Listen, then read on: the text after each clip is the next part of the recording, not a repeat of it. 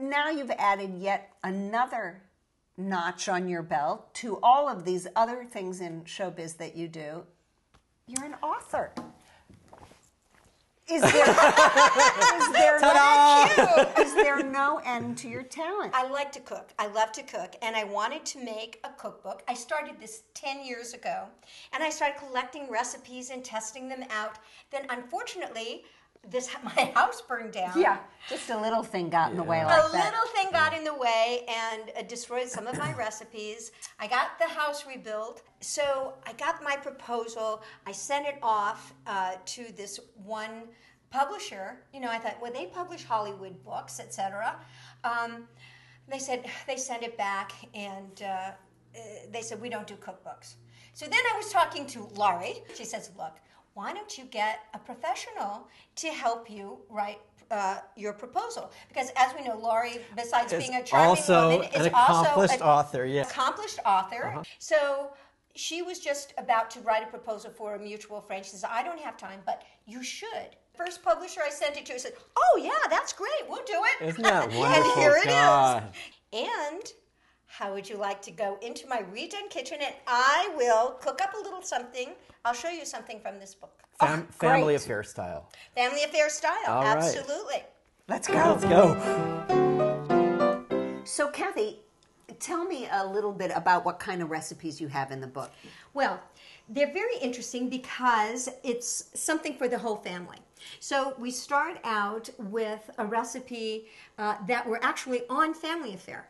That were foods that we ate, chicken moringo and different ones that were actually referenced in each of the episodes. Now, did you do the recipe in the 60s time period, or is it updated? Or it's in the 60s time period. Oh, great. So we have that, then retro recipes from the 60s for the rich and famous. Oh, how like fun. Pheasant under glass and, you know, really ritzy types of things. So which one are you going to make today for us? I'm going to make from the kids, Buffy and Jody, because then each of the members of the cast have recipes. So there's Buffy and Jody's chapter and Mr. French's chapter and my favorite recipes, and of course Uncle Bill's potent potables, which are like Tom Collins and drinks.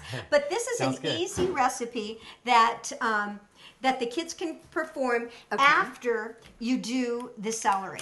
So you just do the celery like this, and then toss it into your handy throwaway place. Save the hearts of the celery for something else, and then rinse it off. Now, this I have found is a great way to keep the celery.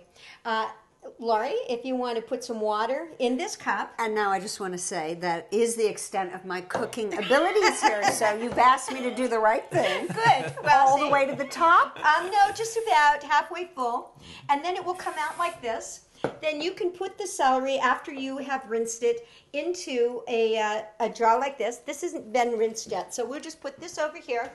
And this is all nice and fresh.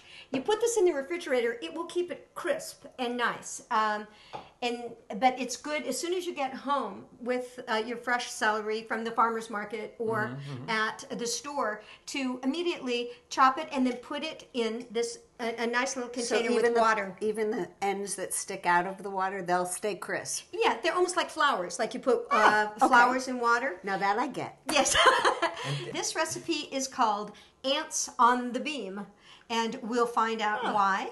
Because you take your piece of celery and take some nice smooth peanut butter and just put it on the celery, and now we are making the beam. This is a little brown beam, and kids, if they'd like, can take their own cute little knife and put it in. So it's fun for them to put the peanut butter right on the celery, and then you get some ants. Well, these aren't really ants. Oh, I'm so glad. I thought they were ants. I'm disappointed. I'm sorry, but these are raisins. And some kids can't have raisins, but some can, and it's very nutritious. And you have your ants on a beam.